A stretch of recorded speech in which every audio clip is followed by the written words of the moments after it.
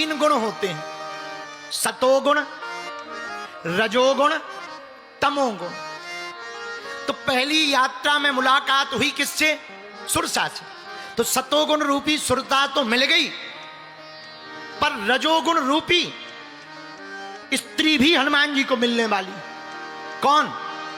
आहा, उसका वर्णन भी सुंदरकांड में आया। दोहा नंबर 2 के बाद की चौपाइयां पढ़ेंगे तो आपको मिलेगा। आहा, निश्चर एक सिंधु महु रही, करी माया नभ के खग गई, जीव जंतु जे गगन उड़ाई, जल विलोक तिनके परछाई। जल में रहने वाली निश्चरी सिंह का पानी में रहती। हनुमान जी बोले, आंजनेय की आत्मकथा में हम आज पढ़ रहे थे, तो हनुमान जी बोले, कुमारो, जब हम सुरसा को प्रणाम करके उड़ने लगे तो थोड़ी दूर चले और ऐसे लगा जैसे हम उड़ तो रहे हैं, पर किसी ने हमारी गाड़ी का ब्रेक लगा दिया, पीछे से किसी ने पकड़ लिया। कभी तुमने देखा होगा, हम तो गांव के आदमी हैं तो हम तो प्रैक्टिकल ज्यादा करते। कोई मोटरसाइकिल चालू करे, गियर डाले और जैसे ही क्लच छोड़े उसी समय कोई पकड़ ले पीछे से, तो गाड़ी हनहनाती तो है, साइलेंसर से आवाज निकलती, धुआं भी निकलता, लेकिन बढ़ती नहीं है।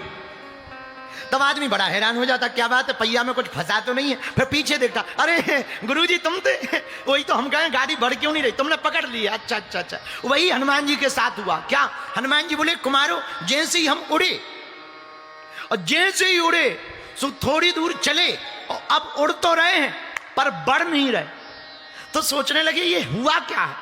नीचे नजर गई, नीचे हमने एक राक्षसी और देखी, उसका नाम है सिंह का। वो करती क्या? ऊपर उड़ते हुए जीवों को देख करके उसकी छाया को पकड़ के वो खा लेती। वही हनुमान जी के साथ किया। सोई छल हनुमान कहीं कीन्हा, तासु कपट कपि तुर तहीं चीनी। जब वही छल हनुमान जी के साथ में किया तो हनुमान जी पहचान गए। बुरा ना मानना दिल्ली के पागलों, हम गलत बोलकर किसी को एक बार तो दबा सकते हैं, पर बार बार सबको नहीं दबा सकते हैं। ये सुन लो कान खोल के। एक बार झूठ बोलकर किसी को अपनी तरफ आकर्षित कर सकते हो, लेकिन बार बार झूठ बोलकर सबको आकर्षित नहीं कर सकते हो, पोल खुल ही जाती है। इसलिए सबको अपना बनाने के लिए झूठ की नहीं, सत्य की आवश्यकता होती है। बोलो सीताराम, जोर से बोलो, और जोर से बोलो। एक बात और, बुरा ना मानना, बुरा ना मानना। कई बार सफल लोग ये सोचते हैं कि हम तो गलत काम करके ही सफल हैं। महाराज जी जरूर कह रहे हैं कि गलत मत करो, ऐसा करने से ऐसा होता वैसा होता। हम तो सफल ही गलत काम हो करके हुए हैं, और जब हम गलत काम करके सफल हुए तो ये करते रहना चाहिए, कोई किसी को थोड़ी देखता है। भैया जरूरी नहीं है कि गलत काम करके तुम सफल हुए तो सफल ही रहोगे। एक आध बार लाग लग गई, ऐसे तो बार बार एक आध बार किसी की भी बाणी लग जाती। हमारे गांव में एक ड्राइवर थे, ड्राइवर वो चले जा रहे थे, गांव में बैठे थे, वो जा रहे थे खेत पे। उन्होंने भरी सभा में कह दिया, आज हम कह रहे हैं बागेश्वर महाराज की तरह पानी बरसेगा, और सच में पानी बरसा।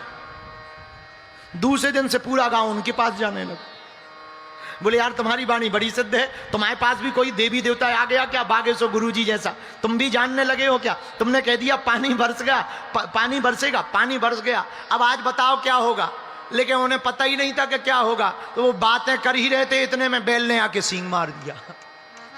तो जो श्रद्धा लेके गए थे वो उल्टे पांव पीछे वापस आए, बोले पानी तो सही बताया पर बाकी तो सब ठीक है। ये बोलो सीताराम, जोर से बोलो, और जोर से बोलो। तो एक आध बार तो बात लग जाती है, पर बार बार बात लगे तब तो बात है। एक बार की बात तो किसी की भी सही होती है, पर बार बार बात अगर सही हो तो समझ जाओ उसके पास में कुछ ताकत है, कुछ है, कंटेंट है, कुछ दम है, कोई ऊर्जा है, कोई शक्ति है, कोई प्लान है। इसीलिए मेरे पागलों, सिंघका ने वही गलती की जो सब पे प्रयोग किया, वही हनुमान जी पर किया। हनुमान जी की छाया को पानी में उड़ते हुए देख करके पकड़ ली, हनुमान जी की गति अवरुद्ध हो गई। गहे छाक सक सोना उड़ाई, यही विधि सदा गगन छल खाई, सोई छल हनुमान कहे कीना, तासु कपट कपि तुरते चीन्हा। हनुमान जी समझ गए। और परिणाम अब परिणाम की मत पूछो, हुआ क्या। कोई हनुमान जी को रोक ले उड़ते हुए, अब होगा क्या समझ जाओ। सिया बलरामचंद्र की क्या परिणाम हुआ। ताहि मारी मारुत सुत बीरा,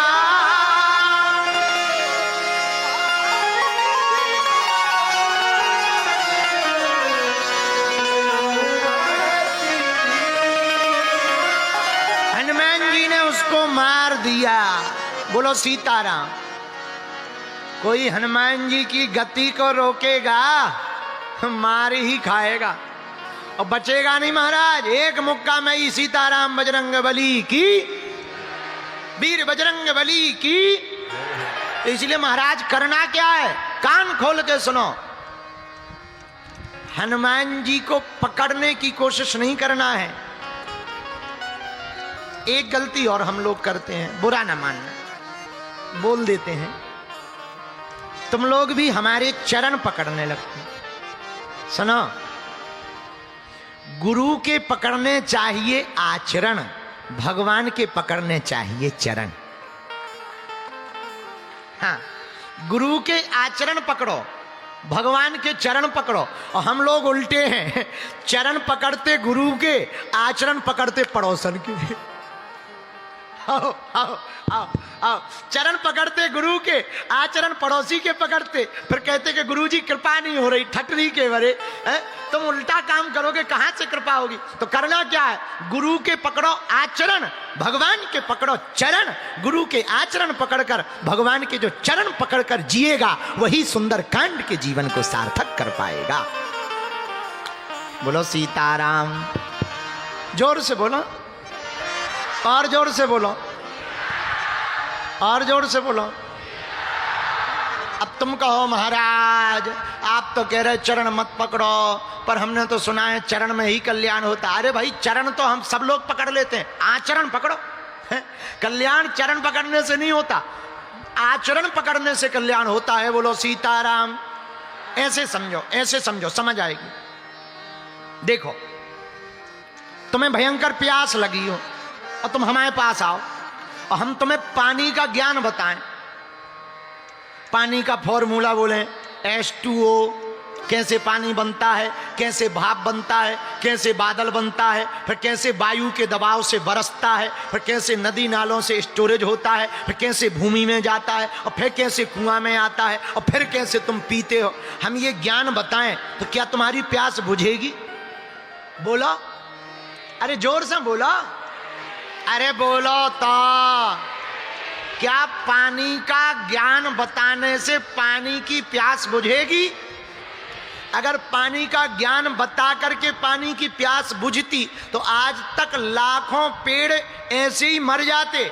उन्हें पता ही नहीं है कि पानी बनता कैसे, वो तो बस पानी पी करके जानते हैं, चाहे H2O से बने चाहे HO2 से बने, उन्हें कोई मतलब नहीं है। बरसता है, वो पीते हैं तो हरे भरे हो जाते हैं। उसी प्रकार मेरे पागलों, तुम केवल चरण पकड़ोगे तो कल्याण नहीं होगा, अपने गुरु के चरण के साथ साथ उनके आचरण पकड़ोगे तो तुम्हारा कल्याण हो जाएगा।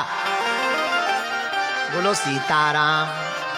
जोर से बोलो, और जोर से बोलो। तो हनुमान जी महाराज ने, आहा, हनुमान जी महाराज ने दूसरी देवी जी को खत्म कर दिया। कौन सी? सिंघका नाम की देवी जी को। एक बात समझो, गुरु है क्या? गुरु है मील का पत्थर।